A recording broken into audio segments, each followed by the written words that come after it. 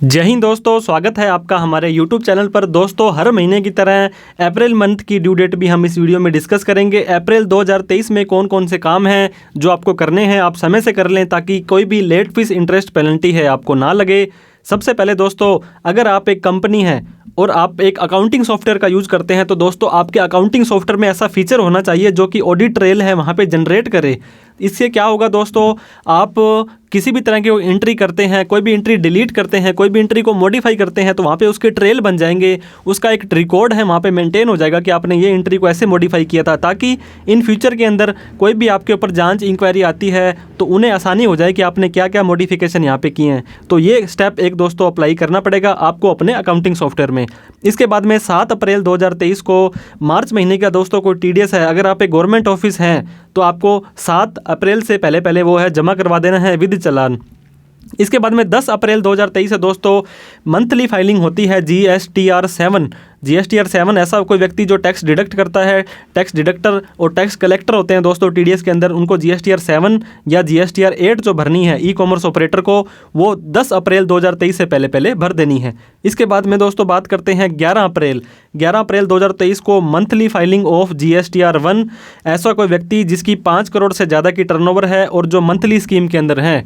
दोस्तों ध्यान रहें, जो मार्च महीने की आप GSTR 1 भरेंगे या GSTR 3 भरेंगे वो बहुत ही इंपॉर्टेंट आपका रहने वाला है, क्योंकि पिछले पूरे 11 महीनों के अंदर जो भी आपने कम ज़्यादा कुछ भी लेन देन कर दिया है तो इस अप्रैल के अंदर आप उसको एडजस्ट कर दें, ताकि पूरे साल का विद आपके जो भी GST का रिकॉर्ड है और आपके बुक्स ऑफ अकाउंट का रिकॉर्ड है वो सेम का सेम मैच हो जाए। तो 11 अप्रैल से पहले पहले आपको अपनी GSTR 1 भर देनी है ताकि सामने वाले को अपना इनपुट है टाइम से मिल जाए।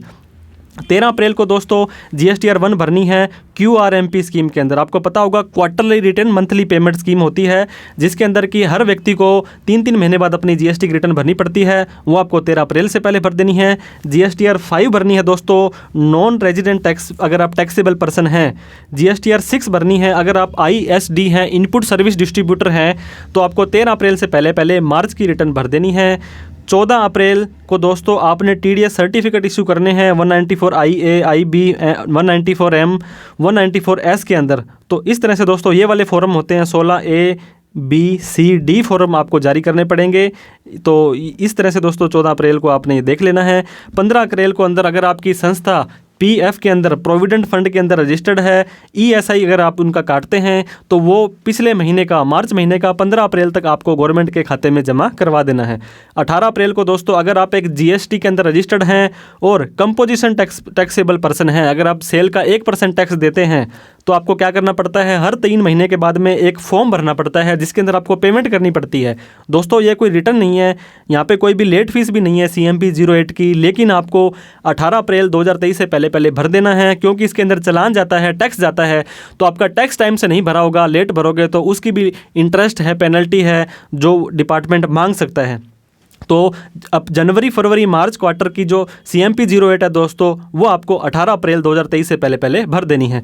20 अप्रैल को आपको पता होगा GSTR वालों की, रेगुलर वालों की 2 रिटर्न जाती है, 1 और 3B।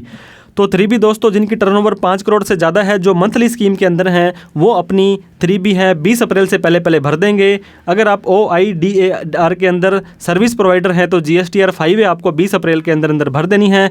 दोस्तों GSTR 3B की जो ड्यू डेट्स है वो स्टेट वाइज बांटी हुई है। कुछ स्टेट्स के लिए तो ये 20 अप्रैल है और कुछ अप्रैल्स के लिए दोस्तों ये 22 अप्रैल है। तो ये देखिए क्वार्टरली फाइलिंग GSTR 3B जो QRMP के अंदर है, कुछ स्टेट्स हैं वो आप देख सकते हैं दोस्तों कौन कौन से स्टेट आपके ऊपर एप्लीकेबल होते हैं। तो 22 अप्रैल से पहले पहले, बाकी आप अपने पोर्टल पर लॉगिन करेंगे तो वहाँ पर भी दिखा देगा आपकी क्या ड्यू डेट यहाँ पे आ रही है। इसके बाद में 24 अप्रैल दोस्तों quarterly filing GSTR 3B, tax payer opted for QRP skill check respective state. तो इस तरह से दोस्तों जो 20 अप्रैल को आ रही थी जो 3B की डेट, वो तो है मंथली वालों के लिए, 22 और 24 है ये क्वार्टरली वालों के लिए है, अलग अलग स्टेट के ऊपर डिपेंड करती है। इसके बाद में 25 अप्रैल को दोस्तों GST की पेमेंट करनी है, GST PMT 06। आपको पता होगा जिनकी टर्नओवर 5 करोड़ तक है वो क्वार्टरली पेमेंट मंथली स्कीम में जाते हैं, तो उनको दोस्तों क्या है, पेमेंट तो मंथली करनी पड़ेगी। तो मार्च महीने की जो भी पेमेंट होती है वो आपको PMT 06 के माध्यम से कर देनी है। 30 अप्रैल को दोस्तों आपको क्या ई फाइलिंग डिक्लेरेशन देना है, फॉर्म नंबर 61 देना है। अक्टूबर 22 से लेकर मार्च 23 तक के क्वार्टर का फॉर्म 15G और 15H है आपको अगर मार्च महीने में किसी ने आपको फॉर्म 15GH दिया था कि मेरा TDS ना काटा जाए, तो उसका फॉर्म है वो आपको वहाँ पे 30 अप्रैल से पहले पहले अपलोड कर देना है।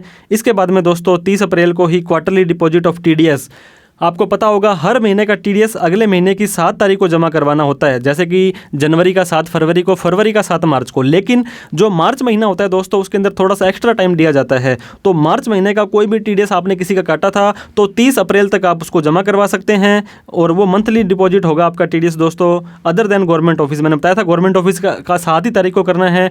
बाकी सभी लोगों को अपना जो TDS है वो 30 अप्रैल से पहले पहले जमा करवा देना है।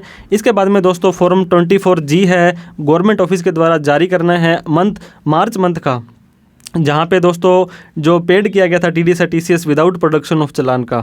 इसके बाद में फिर से दोस्तों 30 अप्रैल को furnishing of challan come statement in respect of tax deduct किया था आपने 194IA IB M और 194S के अंदर। इसके बाद में दोस्तों हाफ ईयरली जो रिटर्न जाती है रजिस्ट्रार के पास, अगर आपकी आउटस्टैंडिंग पेमेंट है MSME को, तो वो भी 30 अप्रैल से पहले पहले चली जाएगी। इसके बाद में दोस्तों एक इंपॉर्टेंट लास्ट के अंदर जो आपको काम है वो करना है GSTR 4। अगर आप GST के अंदर कंपोजिशन टैक्सेबल पर्सन है तो आपको सालाना एक एनुअल रिटर्न भरनी पड़ती है दोस्तों, क्योंकि आपको पता होगा एक ही रिटर्न जाती है आपकी। वैसे तो CMP 08 जो फॉर्म जाते हैं वो 4 बार जाते हैं, उनमें आपको टैक्स भरना है। इसके अंदर कोई टैक्स नहीं भरना है दोस्तों, CMP जो GSTR 4 है और इसके लिए सिर्फ आपको जो अपनी सेल परचेज की डिटेल देनी है।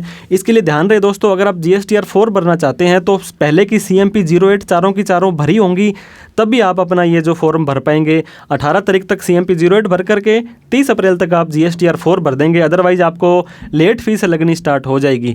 वीडियो अच्छी लगी है तो लाइक करें, अभी तक हमें सब्सक्राइब नहीं किया तो सब्सक्राइब कर लें, क्योंकि इनकम टैक्स से रिलेटेड, GST से रिलेटेड, फाइनेंस से रिलेटेड हम वीडियोज़ लाते रहते हैं।